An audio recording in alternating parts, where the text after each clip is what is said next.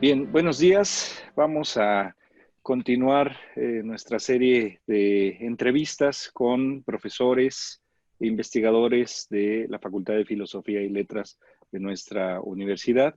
Y en esta ocasión tendremos un diálogo con el doctor Mario Calderón, quien es profesor del área de lingüística de nuestra facultad.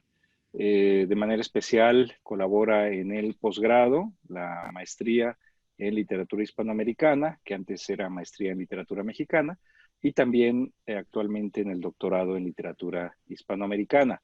También ha colaborado en diversas ocasiones en el Colegio de Lingüística y Literatura Hispánica, impartiendo algunas materias. Él es miembro del Sistema Nacional de Investigadores, ha sido miembro del Sistema Nacional de Creadores, tiene una larga trayectoria, más de 37 años de trabajo en la Benemérita Universidad Autónoma de Puebla. Doctor Calderón, buenos días, muchas gracias por este diálogo que nos permite. Muchas gracias. Al contrario, yo agradezco mucho esta oportunidad. Gracias. Pues la idea de estas conversaciones es dar a conocer la trayectoria y el trabajo que realizan nuestros profesores e investigadores. Si usted está de acuerdo, en un primer momento eh, pudiese hablarnos sobre su trayectoria, cómo es que llegó a la literatura, de dónde salen sus intereses, de dónde surgen sus intereses para dedicarse a la literatura y posteriormente cómo incursionó ya de forma académica en la misma. Sí.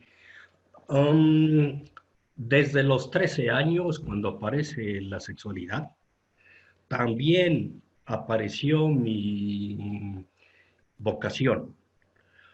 A los 13 años, el 66, yo escribí el primer poema. Lo leí, yo estaba entonces en sexto de primaria, lo leí, me gustó, me seguí escribiendo.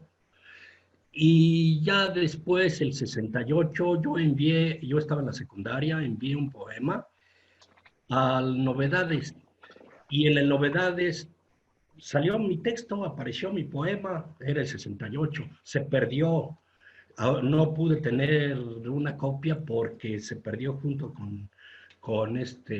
pues con todos los diarios que en esos días fueron desaparecidos. Así que nunca tuve ese texto. Bueno, um, y entonces no, yo soy de Guanajuato, de Yuriria, Guanajuato, nací el 51. Entonces, salí de la secundaria, me fui a la Ciudad de México y ahí trabajé y estudié para poder hacer mi carrera desde la primaria. Afortunadamente para entonces yo ya podía trabajar, ya tenía 18 años. Trabajé y estudié, siempre así hice mi carrera. Nunca dudé qué área debía estudiar, nunca lo dudé. Después comencé a escribir no solo poesía, sino también cuento, ¿sí? Y, y ya más adelante empecé a escribir ensayo, pero un tipo de ensayo filosófico. Sí, me aparecieron como por intuición, me apareció una especie de visión del mundo, que es la principal línea que sigo en mis investigaciones, que es justo la de mi teoría sobre lectura del entorno individual. ¿Sí? He estado dedicado siempre a la literatura, pero buscando lenguajes, siempre preocupado por buscar lenguajes poéticos, lenguajes literarios. Y de esa manera fue como llegué a, a esta teoría que está en mi libro, La estructura de la realidad derivada de la literatura. Sí. Ingresó usted a la UNAM, ¿no? y ahí cursó la licenciatura en Lengua y Literatura Hispánica. Eh, Exacto. Sí, yo de hecho estudié la preparatoria en la preparatoria 4 de la UNAM y ajá, después hubo pase automático, entonces existía pase automático a la Facultad de Filosofía y Letras. ujú, Terminé la licenciatura y ahí mismo hice mi maestría. ujú, Y después yo trabajé varios años en el colegio de bachilleres, cuando el colegio de bachilleres comenzaba, y algún día vi una convocatoria para, para ingresar a la UAP. ujú, Hice mi examen de oposición y gané. ujú, Pero gané para irme a la prepa de Tecamachalco. ajá, Y de la prepa de Tecamachalco tuve que hacer otro examen de oposición para trasladarme a la preparatoria Lázaro Cárdenas del Río, que en aquel momento acababa de abrir, acababa de iniciar sus trabajos. ujú, De ahí yo me cambié a la Facultad de Filosofía y Letras el 94 ujú, y desde el 94 pues laboro ahí en la facultad. ujú. En sus épocas en la UNAM, eh, ¿cómo qué recuerdos tiene usted de sus maestros? ¿Quiénes le dieron clase? Quizás de algunos compañeros de banca que tuvo. Si usted quisiera comentar al respecto. Sí, no, yo tengo muy buenos recuerdos de la UNAM, porque en la UNAM fueron mis maestros Juan José Arreola, Ujú, Antonio Latorre, ujú, Luis Ríos, ujú, Antonio Alcalá, lingüista, y Paciencia Ontañón. Me dio clase también el esposo de Paciencia Ontañón, lingüista Juan Manuel López Blanch. ujú, A mí me dirigió la tesis de licenciatura el doctor Antonio Alcalá ujú, y luego la tesis de maestría me la dirigió la doctora Paciencia Ontañón. Mm, tengo los mejores recuerdos porque me permitió desarrollarme. Recuerdo también especialmente a, al maestro César Rodríguez Chicharro. ujú, César Rodríguez Chicharro, que apoyaba a los jóvenes, él me ayudó para publicar mi primer libro de poemas que salió en la colección del Caballo Verde de la Universidad Veracruzana, el ujú, 76. ujú, Pero también él apoyó a mucha gente, como a Vicente Quirarte, a mucha gente.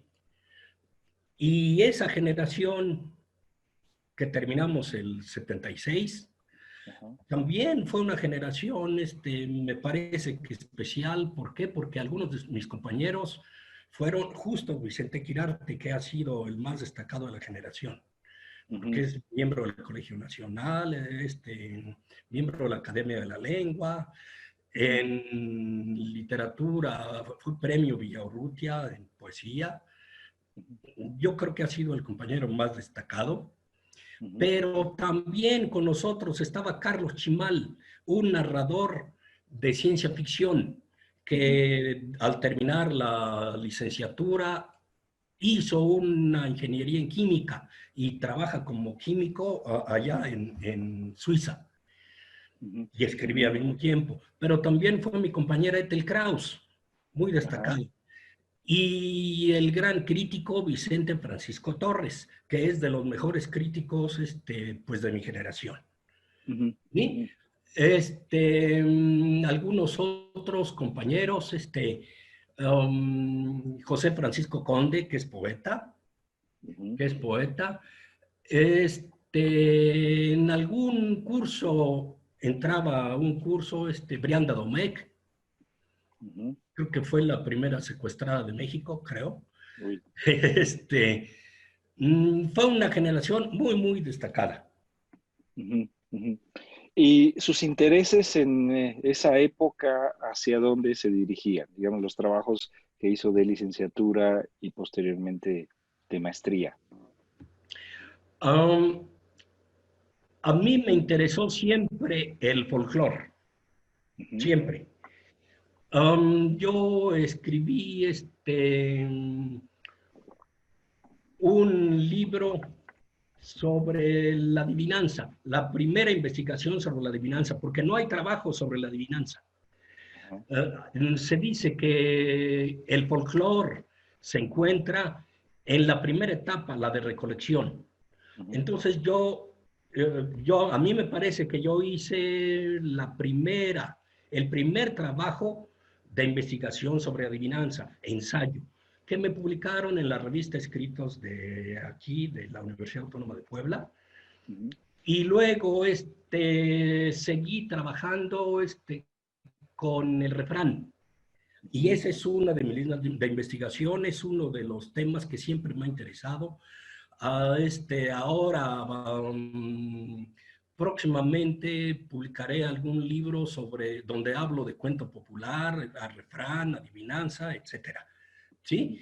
Um, el folclore siempre me interesó. De hecho, mi tesis de licenciatura fue sobre la adivinanza. ¿Sí? Ujú, ujú, Bueno, este, esos eran mis intereses, pero un día de pronto, como yo hice la tesis de maestría sobre Francisco Rojas González ujú, con método psicoanalítico, es decir, buscando dos historias en cada cuento, una que corresponde al consciente y otra al inconsciente. Repito, me la dirigió la doctora Paciencia Ontañón. Entonces, yo pensé, ¿esto que yo estoy haciendo con el texto literario funcionará en la vida real? ujú, Se me ocurrió. Y entonces, en aquel momento yo trabajaba en el colegio de bachilleres. Así que tenía muchísimos alumnos, tenía 7 grupos. Y a mis alumnos comencé a decirles, leyendo como si estuvieran soñando, ¿sí? Buscando el inconsciente en torno a cada persona, leyendo su inconsciente, como si ujú, estuvieran soñando, aplicando el mismo método que apliqué para elaborar mi tesis. Y les decía a mis alumnos, oye, ¿verdad que tú andas en esto o lo otro? Y me decían, sí, ¿cómo lo supo? Dije, ah, caramba.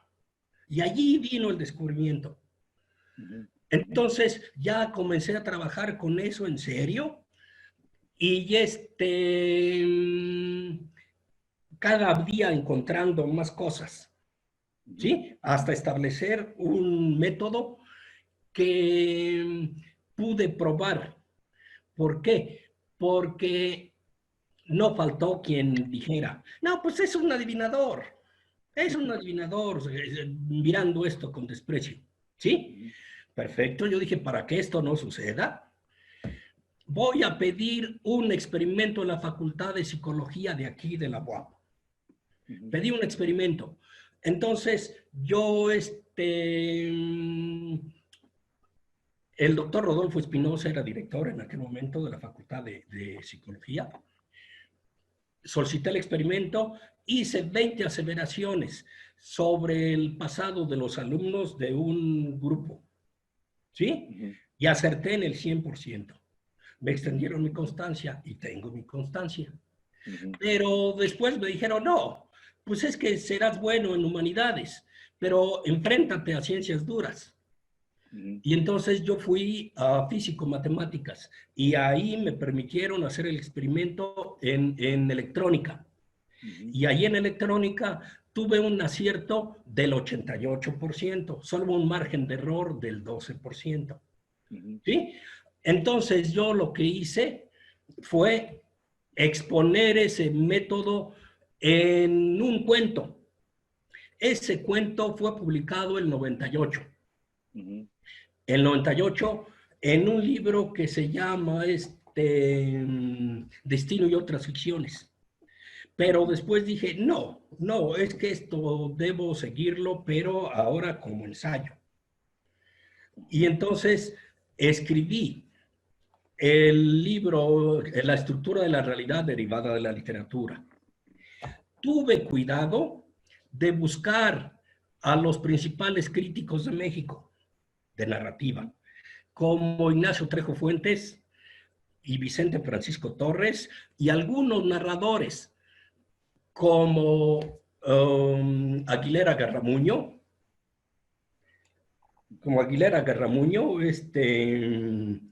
los busqué, Marco Tulio Aguilera Garramuño, los busqué, les había regalado el libro, ¿sí? Lo habían leído, y entonces yo les demostré el método. Entonces ellos escribieron reseñas que aparecieron en la revista Siempre, y también en el diario Crónica de Jalapa. Entonces, ellos dicen, me consta. Por ejemplo, leo simplemente lo que dice Ignacio Trejo Fuentes en su reseña, aparecida el 24 de diciembre de 1998. Dice, debo decir que Mario es profesor de literatura en la Benemérita Universidad Autónoma de Puebla, que estudió en la UNAM y que ha desarrollado un procedimiento científico filosófico, como él lo llama, de adivinación. Siguiendo a Freud y a Jung, propone que existen dos tipos de realidad, una externa y otra interna, y que la vida puede leerse como se lee un texto literario, pues ahí a la vista de quien posee la sensibilidad y conocimientos, están todas las cosas del pasado, del presente y el futuro. Y él mismo es capaz, me consta, de aplicar tales principios. Puede decir a cualquier persona, conocida o no, qué le ha sucedido antes, qué le está ocurriendo y qué le pasará con solo mirar alrededor del analizado. Así. Y bueno, leo también la reseña, el comentario que hace Marco Tulio Aguilera Garramuño, narrador colombiano que vive en Jalapa, dice, así como suena, el hombre te mira, mira lo que está a tu alrededor y comienza a decirte detalles sobre tu vida, sobre tu futuro. En mi caso acertó en todo, sin conocerme. ¿Cómo lo hizo? Mirando qué objetos había a mis espaldas en el restaurante, contando no sé qué espacios. Dice que él ha descubierto que la realidad tiene una estructura y que esa estructura está relacionada con lo que te rodea en cada momento de tu vida. De modo que leyendo lo que había tras de mí en el restaurante, supo más de mí que la mayoría de mis vecinos. Eso dice él. Entonces yo pienso que lo que yo encontré fue la estructura de la realidad, pero esto implica una aportación a la ciencia, es decir, partiendo de la literatura, hice una aportación a la ciencia. ¿Sí? Y claro, tengo muchas líneas de investigación, pero esta es la que me interesa más. ¿Sí? Muy bien. Sí. Un poco, bueno, con estas investigaciones, por lo que usted comenta, digamos, tienen su punto de partida en lo trabajado a partir de la maestría y ha continuado. Y como usted mismo señala, ha habido otras líneas de trabajo relacionadas siempre con la literatura. Su llegada a la Facultad de Filosofía tiene que ver con la fundación de la maestría en filosofía, ¿no? Que fue precisamente en literatura, ¿no? La maestría en literatura que se llamaba literatura mexicana, ¿no? Y posteriormente ya cambió a literatura hispanoamericana. ¿Cómo fue esa participación en el programa de la maestría en literatura mexicana y cómo fue su llegada a la Facultad de Filosofía? Exacto. Sí, a mí, por mi currículum, ¿verdad? Me dieron el cambio, me cambiaron a la Facultad de Filosofía y Letras, pero cuando todavía la LEMO, así se llamaba, era parte de Filosofía y Letras. Así que a mí me asignaron grupos en la LEMO, ¿sí? Yo,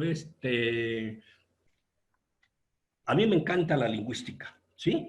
Y, por ejemplo, yo llegué a impartir la clase de español allá, ¿sí? Bueno, pero al mismo tiempo impartía también en el Colegio de Letras clase de romanticismo, ¿sí? Bueno, pero yo me cambié en agosto del 94. Ujú, La maestría, la maestría había sido fundada en 93, ujú, ¿sí? Y entonces resulta que el 96 salió la primera generación. La primera generación de la que formó parte la doctora Alma Corona, el maestro Felipe Galván, etcétera. Bueno, entonces en ese momento a mí me cambiaron, el 96, en enero del 96, me cambiaron a posgrado. ujú, En aquel momento el coordinador era el doctor José Pascual Buchó. ujú, ujú, Entonces, pues ya yo comencé a impartir seminario de cuento en la maestría. Escribo poesía y yo creo que principalmente soy poeta, yo creo, ujú, ¿sí? Entonces, pero bueno, ahí hubo repartición de ujú, materias ujú, y entonces, pues sí, le permití, sí, al doctor Víctor Toledo que diera la clase de poesía y yo me quedé impartiendo cuento, ujú, ¿sí? ujú, Bueno, pero entonces a mí me pidieron que coordinara la maestría. ujú, Perfecto, pues comencé a coordinarla cuando estaba recién iniciada la maestría, ujú, ¿sí? Um, a mí me tocó llevar la primera evaluación de la maestría. No nos dieron todavía en aquel momento, era el 96, todavía no se ujú, nos dio la excelencia, la acreditación, todavía no, ya, porque no se había graduado nadie. ujú, El primer graduado fue el maestro Francisco Ramírez, ujú, el 97, y yo fui ya a su examen. Entonces yo coordiné la maestría desde el 98 al 2002, ujú, ¿sí? ujú, Al 2002. Claro, yo en la maestría he impartido muchas materias, por ejemplo, procesos culturales en México, ¿sí? ujú, Por mi deseo de estar metido en la cultura, de conocer la cultura, es historia de la cultura de México, ujú, ¿sí? ujú, En 2 semestres, esa materia la impartía yo. Después, después yo hice mi doctorado aquí, ujú, aquí en el doctorado de la Facultad de Filosofía y Letras, y allí inicié mi investigación sobre la Academia de Letrán. ujú, ujú, Y entonces, desde antes a mí me interesaba muchísimo el costumbrismo en la literatura, ¿sí? De hecho, uno de mis textos, uno de mis trabajos me fue publicado en la UNAM, y ya después entonces yo comencé a trabajar la Academia de Letrán. Ahora, mi tesis pues fue publicada en la editorial Valparaíso en coedición con el gobierno de Colima. ujú, ujú, Esa fue mi tesis de doctorado. ujú, Mm, también buscando los lenguajes literarios, lenguajes poéticos, ah, publiqué un libro me publicaron en la UNAM, en la gran colección de poemas y ensayos, ¿sí? Publiqué este libro que se llama Entre el canon y el folclore, ujú, ¿sí? Entonces yo aquí hablo de mi búsqueda de los lenguajes literarios, tipos de lenguajes literarios que aparecen en la generación de los 50, después en la generación de los 60, y hablo del folclore también, ujú, ¿sí? ujú, Este, pero también me llegó también buscando, escribiendo poemas, descubrí que había coincidencia entre el nombre y la obra de los personajes. ¿Sí? De esto, ningún lingüista había hablado de eso. Nadie. Solamente Jung, pero solo lo sugiere Jung. Jung sugiere y dice, lo ve como una curiosidad, que un señor es ministro de alimentación y que su nombre tiene relación con la alimentación y que además está obeso. Eso dice Jung, pero nada más. Nada más, él no dijo nada. Nada más. Entonces, yo escribí poemas sobre etimologías, ¿sí? Y encontré que en el caso de los topónimos y los nombres propios, sí hay relación entre el significado y el significante. Por ejemplo,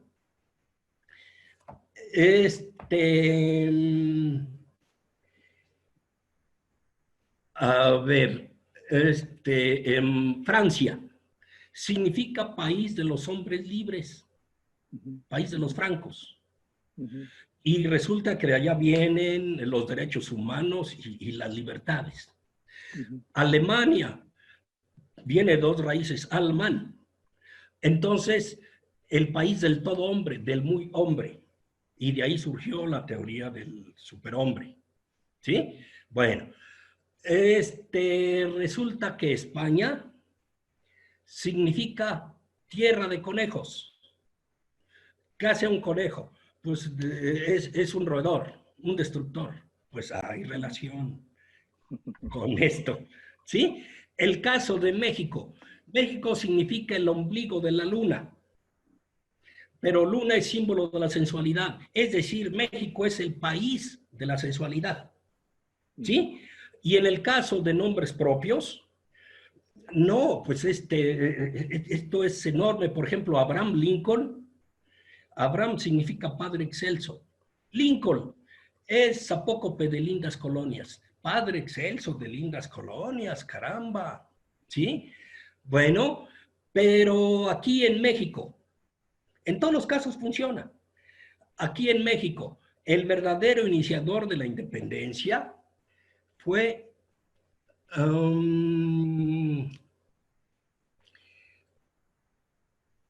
¿cómo se llama? Ignacio. Fue Ignacio, ¿cómo se llama? Ay. Bueno, está Allende, Aldama. Allende. Fue Ignacio Allende. Ignacio viene de ignis, fuego. Fuego de allí. Eso significa, fuego de allí. Él fue el verdadero iniciador. Él era capitán. ¿Sí? Bueno, y finalmente, ¿quién la terminó? Vicente Guerrero. Vicente significa vencedor, guerrero vencedor. ¿Dónde comenzó? En el pueblo de Dolores, por los dolores del pueblo, por la miseria, por la explotación. Comenzó en Dolores. ¿Y dónde fue consumado? En Iguala. ¿Por qué en Iguala? Porque allí ya todos éramos iguales. En Iguala, Guerrero fue consumada por Vicente Guerrero, guerrero vencedor. Pero después el virrey que firmó el acta de reconocimiento de la independencia de México fue don Juan O'Donojú. Juan significa el misericordioso. O'Donojú con los hijos de Batallador Moreno, eso significa. Para estos significados yo me baso en el diccionario de nombres propios de persona de españoles y filipinos de Gutiérrez Tibón. Y en el diccionario de apellidos del mismo autor, los dos libros se encuentran en Fondo de Cultura Económica. Y entonces, con ese conocimiento, yo escribí un libro que se llama Historia y Cultura Mexicana a través del lenguaje. Historia y Cultura de México a través del lenguaje. ¿Sí? Entonces, yo estoy viendo ahí la historia de México viendo el significado del nombre de los personajes. No, pero encontré cosas enormes, descubrimientos enormes, ¿eh? ¿Cómo cuál? Ah, pues que el último fuego nuevo de los aztecas fue en 1507, el último fuego nuevo. Bueno, a los 14 años, el 21, vino pues la invasión española, ¿verdad? Y se terminó el reino azteca, terminó el reino azteca, ¿sí? Uh, Quitaron, es decir, Carlos I de España, a través de Hernán Cortés, le arrebató el trono al último rey mexica, que fue Cuauhtémoc, ¿sí? Bueno, resulta que en 1988, ¿sí? Cuando hacía 13 años, ¿eh? Antes era 14, ahora 13 años, después del último fuego nuevo del siglo XX, que fue en 1975, ¿sí? 13 años después, otro Carlos Salinas de Gortari estafó a otro Cuauhtémoc y le quitó el poder que había ganado. Esto lo dijo Proceso. Esto, bueno, esto que yo estoy diciendo no lo dice Proceso, sino quien habla del fraude fue Proceso. ¿Sí? Entonces este descubrimiento obviamente es mío. Es decir, aquí se confirma lo que decía Marx, que había tomado de Hegel, ¿sí? Que dice sucesos y personajes de la vida se repiten. La primera vez como tragedia y la segunda como farsa. ¿Sí? Aquí se confirma, pero así hay varios descubrimientos ahí. ¿Sí? Entonces, obviamente yo recomiendo que se lea este libro. No, pues obviamente todos yo le recomendaría, ¿sí? Esta tesis que usted señala, bueno, usted sabe, fue mencionada, por lo menos se tiene noticia de ello, por Platón en un diálogo, que es el Cratilo, en donde precisamente, bueno, hay toda una discusión exegética en torno a ese texto y si realmente se trataba del personaje histórico Cratilo o más bien era una mezcla de propuestas que Platón quería poner sobre la mesa. Y efectivamente está en el centro la discusión en torno a esta relación entre el nombre, el ónoma, y la cosa, pragma, ¿no? Finalmente eso quedaría como pues digamos, un planteamiento en términos de filosofía del lenguaje en la obra de Platón, y efectivamente pues va a ser uno de los asuntos discutidos posteriormente. Pero por lo que veo, quizás hay más impacto desde el ámbito de ciertas propuestas psicoanalíticas en lo que usted señala, o cómo se podría, digamos, explicar esa posible relación. Sí, la teoría que yo manejo, la deducción a la que llegué, es que existe el signo lingüístico, tiene varias características: divisibilidad, arbitrariedad, mutabilidad, etcétera, linealidad. Bueno, pero obviamente la arbitrariedad nunca desaparece, pero resulta que a un niño recién nacido le asignan un nombre, lo registran con un nombre, ¿sí? Que en ese momento no tiene ninguna relación con la persona, con el niño. Pero cuando pasa el tiempo, al niño se le dice, por ejemplo, Vicente, Vicente, Vicente, ¿sí? Y a través de mencionarlo, de nombrarlo, se le está programando, Es decir, el lenguaje programa. Y cuando pasa el tiempo, ya hay relación entre el nombre y la obra. ¿Sí? Entonces, es programado. Esa es la explicación que yo encuentro. No hay magia, no hay brujería, no, nada. Sino que simplemente el hombre es programado a través del lenguaje. Y cuando pasa el tiempo, ya hay relación entre el nombre y la obra.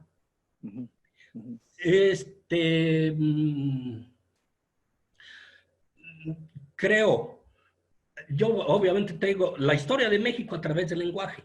Es decir, muchos ejemplos, pero no solo mexicanos, sino de Estados Unidos, etcétera. ¿Sí? Muchísimos casos. ¿Sí? Y entonces resulta que en alguna ocasión me invitaron al canal 11 a Diálogos en Confianza, y entonces yo llegué y el primer nombre del cual hablé fue de Tomás Alva Edison. Tomás significa doble mellizo en arameo, el idioma que hablaba Cristo. Alba, en latín, luz, claridad. Edison significa tesoro guardado, tesoro encerrado. Entonces, completo significa luz, melliza, tesoro guardado. Y es el inventor de la lámpara eléctrica. Caramba, luz, melliza, tesoro encerrado, eso significa su nombre. Tiene muchos inventos, pero quizá el más importante sea este. Sí, inmediatamente la coordinadora del programa lo aceptó sin ningún problema. Y entonces, ya no, pero inmediatamente lo aceptó. Fernanda, no me acuerdo cómo se llama, Fernanda.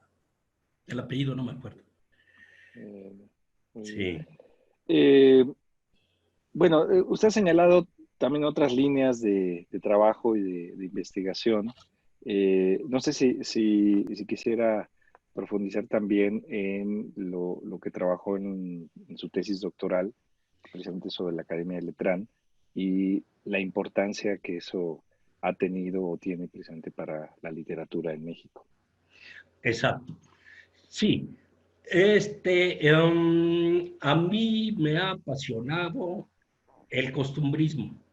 El costumbrismo, del costumbrismo se había hablado solamente como una tendencia del realismo. Se dice, hay tres tipos de realismo. El realismo localista, el realismo costumbrista y el realismo naturalista. Bueno, entonces, después de haber leído la literatura mexicana, las novelas mexicanas del siglo XIX, yo llegué a la conclusión de que no es un tipo de realismo, no, sino que es una corriente que se sostiene sola, independiente. ¿Sí? Así se lo dije, porque esta idea yo la tenía desde el posgrado en la UNAM. Y entonces así se lo dije al doctor Escurdia, que era mi maestro en aquel momento, y él me contestó, ¿y por qué Manuel Carballo no lo ha dicho? Así me dijo él. ¿Y por qué Manuel Carballo no lo ha dicho? Pues yo no sé, pero después de haber leído yo las novelas, pienso eso. ¿En qué me baso?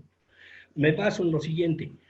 Las novelas costumbristas del siglo XIX, cuando se suceden en la ciudad, siempre están hablando de personas que quieren ascender de nivel social a través del matrimonio.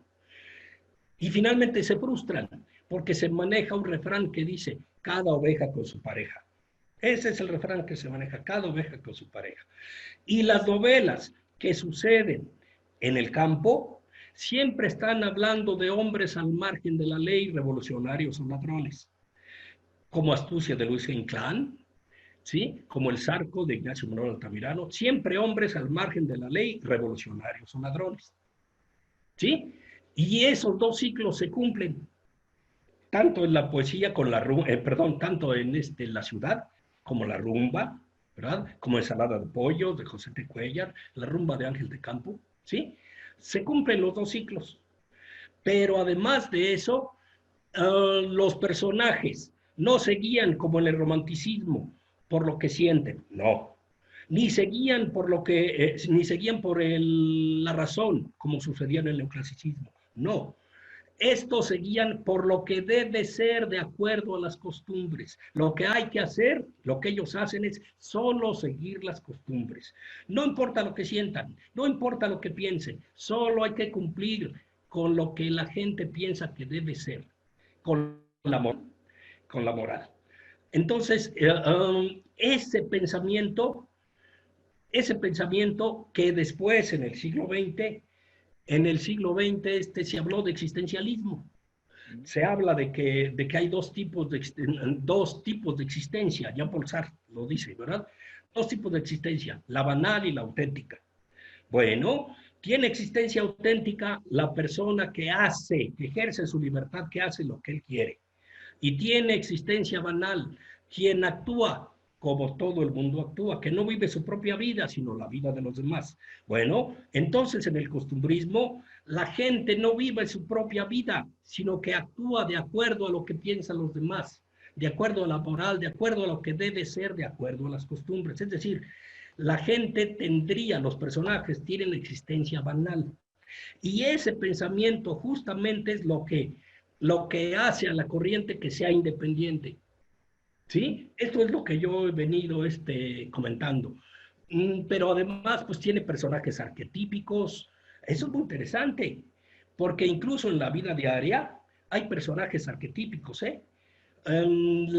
Todos los ancianos se comportan de la misma manera, los niños se comportan igual, los jóvenes se comportan igual, las señoras tienen un comportamiento propio. Es decir, si nosotros si no hubiera arquetipos, sería muy difícil la convivencia, pero ya sabemos cómo es un niño, ya sabemos cómo actúa un anciano, es decir, en la vida diaria hay arquetipos, ¿sí? Entonces, los arquetipos se tratan en el costumbrismo. Y por supuesto, hay pintoresquismo, hay costumbres. Y en el lenguaje siempre se trabaja con refranes y arcaísmos. La mayoría de las corrientes literarias pretenden renovar el idioma. Esa es la función de la poesía, sobre todo de la poesía. Pero de todas las corrientes literarias pretenden renovar el lenguaje. El lenguaje que hoy empleamos en literatura y en la vida diaria no se parece al lenguaje del siglo XIX. Es decir, ya está evolucionado, está diferente. ¿Sí? Bueno, la única corriente literaria que pretende conservar el idioma de los siglos de oro es el costumbrismo. El costumbrismo por eso tiene arcaísmos y tiene modismos, pero creados desde los siglos de oro. ¿Sí? Entonces, en ese sentido, el costumbrismo sería conservador en cuanto al lenguaje. Y claro, también en la conducta, porque en el costumbrismo no se permite nada que la moral no admita. Dice Ignacio Manuel Altamirano, si la literatura no sirve para que mejore el hombre, entonces no tiene sentido, no tiene razón de ser. Así, tiene que mejorar al hombre, tiene que mejorar a la humanidad. Y claro, también en el costumbrismo aparece el nacionalismo, el patriotismo, siempre está presente ahí. Y es muy útil el costumbrismo porque a través de las novelas costumbristas que están describiendo personajes colectivos a los pueblos, se puede conocer a México.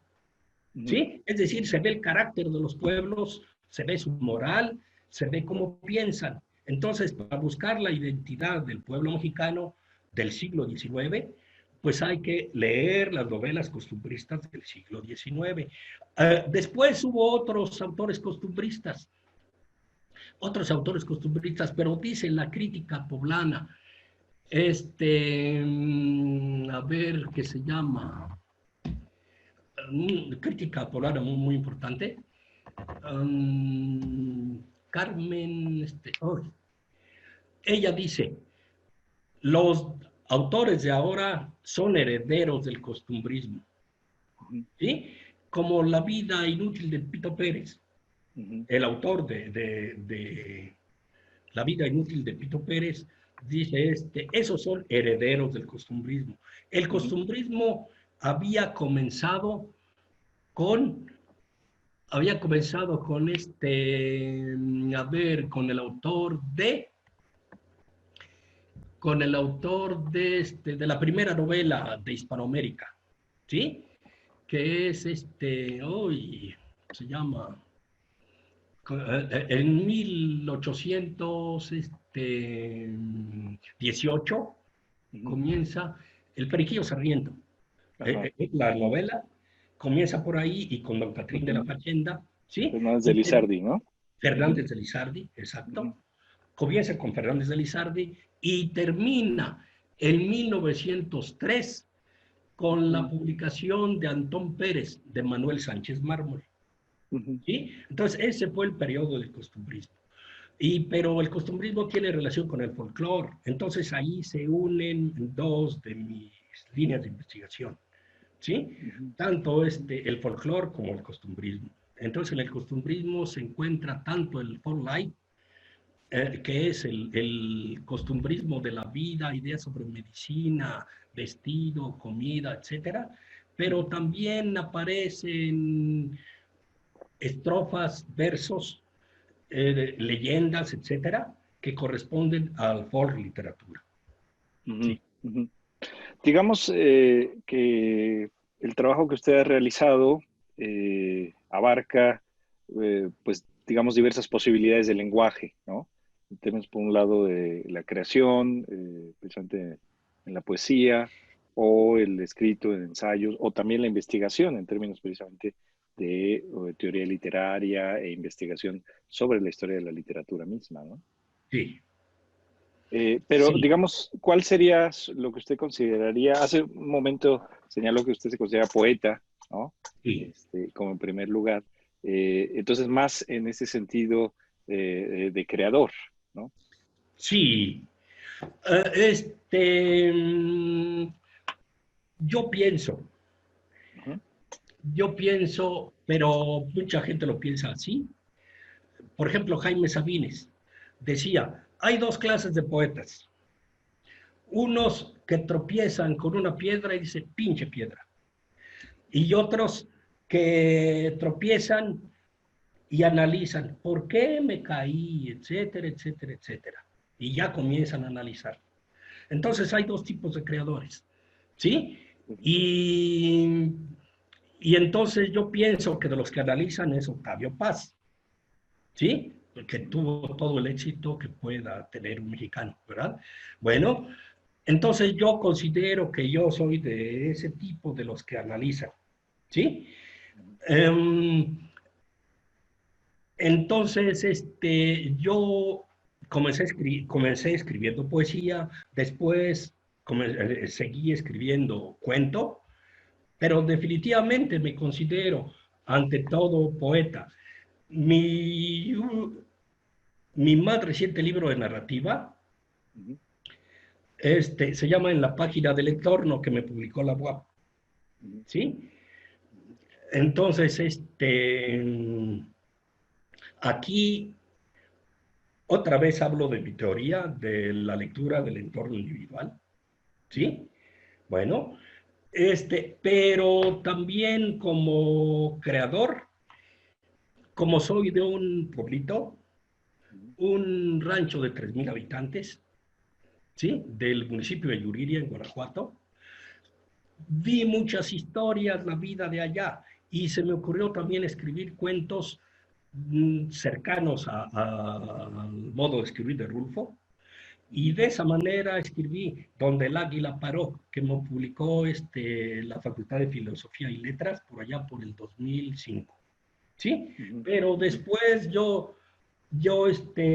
tengo que decir que antes, cuando apenas tenía como 3 cuentos, en Chapingo me publicaron el mismo librito, ¿sí? Solo con 3 cuentos. Donde el águila paró, se llama. Bueno, pero ya después, cuando tenía muchísimos cuentos, ya una tercera edición, la UAB me publicó Donde el águila paró, ya, el libro completo. Cuentos sobre el campo. donde se habla de injusticias que se cometen con la mujer, ¿sí? Pudieran ser, incluso aunque sean escritos por un hombre, pues cuentos feministas pudiera ser, ¿sí? Donde se habla de cómo se puede golpear a una mujer, no, no, no. Entonces yo ahí estoy haciendo denuncia, esto sucede con la gente que no va a la escuela, que no tiene cultura. Entonces, eso es en cuanto a cuento. Escribo dos tipos de cuento, uno sobre costumbres del pueblo, ¿sí? Y la otra corriente ya es sobre mis ideas, y esos cuentos ya son citadinos, sobre mis teorías, mi modo de ver el mundo, ¿sí? Esas dos son las dos corrientes que manejo en narrativa. Pero en poesía comencé hablando de la naturaleza, porque me parece que hay dos tipos de lenguaje, hay dos mundos. Hay dos mundos. Uno, el de la naturaleza. La naturaleza es un mundo con todas sus leyes de la física, etcétera, etcétera, que son como leyes estéticas. Es decir, yo trabajo en la corriente de la narrativa, la última, la citadina, trabajo la metaficción y todo parte de la metaficción, todas mis ideas.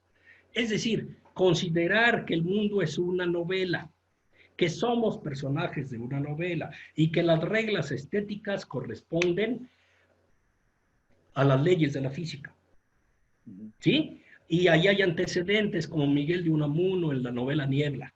¿Sí? Bueno, pues por ahí yo me adhiero, me derivo, ¿sí? Incluso mi descubrimiento de lectura del entorno tiene que ver con que se vea el mundo como una novela. ¿Sí? Es decir, el entorno de una persona, leo el entorno de una persona como si fuera un personaje de una novela. Y allí hay varios lenguajes para hacer esa lectura que explico en mi libro La estructura de la realidad derivada de la literatura. Pero yo comencé admirándome de la naturaleza, es decir, hablando de los aguaceros, hablando del campo, ¿sí? Y entonces tengo poemas sobre la naturaleza. Así fue mi libro, así escribí mi libro que se llama Trueno del Temporal, que me publicó la UNAM. ¿Sí? Esto en el 96. ¿Sí? Pero después yo fui derivando, eso ya estaba maduro, hablo de la naturaleza, a lo mejor esto ya está desarrollado, pero después me seguí hablando de mi visión del mundo, cómo veo el mundo, y entonces mi poesía ahí se tornó más filosófica, más de ideas, ¿sí? Y entonces, pues en cada texto yo procuro decir algo nuevo. Cuesta trabajo, pero yo busco la originalidad. En alguna reseña que hizo de mi poesía el Premio Nacional Héctor Carreto, Premio Nacional de Poesía de Aguascalientes, él externó este juicio sobre mi poesía. Dice, es el poeta más original de la generación. Eso, así se refiere a mí. Eso dice. Y entonces yo siempre estoy buscando, obviamente, decir cosas nuevas, diferentes. Pero claro que eso tiene riesgos. Cuando uno dice cosas nuevas, distintas, es muy juzgado. Entonces, hay gente en México que tiene o piensa que tiene el canon, ¿sí? Las reglas, las leyes de la literatura, pero resulta que claro, ¿dónde está ese canon? Pues está en letras libres, se sabe, la gente que está en letras libres, ¿sí? Bueno, pero resulta lo siguiente, yo pienso esto, que México ya no es lo que era. Una mezcla de indígenas y de españoles. Eso era México todavía hasta el siglo XIX. Pero resulta que ya en el siglo XX, cuando comienza la posmodernidad, entonces lo que sucede es que el mundo se volvió global y llegó gente de muchos otros países. Llegó gente de muchos otros países y se formó el Nuevo México. Es el Nuevo México. Ah, pero hay una situación con esta gente que obviamente son de origen extranjero, la mayoría, ¿sí? Bueno, pero ellos tuvieron que huir de sus respectivos países porque allá los arrojaron de su país por razones políticas, etcétera, etcétera. Fueron arrojados de su país. Dice Freud, la patria equivale a la madre, el gobierno equivale al padre, es el padre, el gobierno es el padre y la patria es la madre. Así que a mucha gente que llegó en el siglo XX, se les,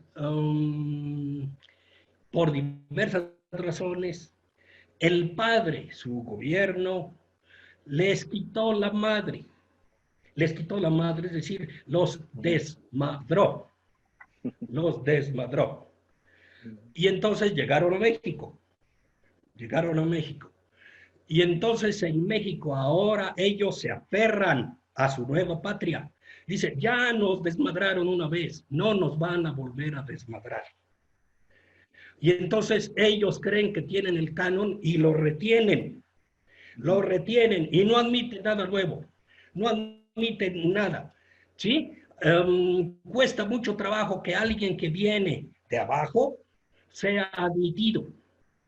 No admiten ideas nuevas, no admiten nada nuevo, ¿sí? Ellos están fijos en sus ideas y obviamente hay muchos errores, hay muchos problemas. Algunos de esos problemas de esos problemas los comento en la Academia de Letral, ¿sí? Los estudiosos de ahora tienen varios errores, yo señalo varios ahí. Y esos errores persisten, ¿sí? Porque esta gente está cerrada, ¿sí? Ahora, yo pienso que han sucedido cosas en México porque México era muy pequeño, ¿sí? Ahorita es imposible que un grupo pueda controlar la cultura mexicana. Eso es imposible. Hay demasiada vitalidad, somos más de 120 millones de habitantes, entonces la cultura cada vez se descentraliza más y entonces hay gran cultura en el norte de México, en Guadalajara, en fin, en todos los Chiapas, etcétera. Entonces es imposible que un grupo pueda controlar la cultura mexicana. Y entonces, por ejemplo, en Fondo de Cultura Económica, era imposible publicar. Yo conozco autores muy importantes como Herminio Martínez que buscaron en muchas ocasiones publicar en Fondo de Cultura Económica y jamás pudieron acceder. ¿Sí? En cambio, por ahí alguien me dijo en una ocasión, fíjate, no es tan difícil, todos mis libros están en Fondo de Cultura. Dije, ¡ah, caramba! ¿Sí? Pero obviamente, ¿por qué? Pues porque en México hay una amigocracia, o había una amigocracia. Eso lo dice en la novela, policíaca, ¿cómo se llama? Rafael Bernal. En México no había una democracia, lo que hay es una amigocracia. Y entonces ya basta de eso, ¿sí? Entonces yo creo que debe haber concursos de oposición donde quiera, ¿sí? O sea, que no sea todo por amigocracia. Sí. Muy bien, doctor Calderón, pues le agradezco mucho esta conversación y bueno, pues ahí seguiremos en contacto en nuestra facultad. Muchas gracias. Al contrario, muchas gracias, le agradezco mucho la entrevista. Gracias. Gracias.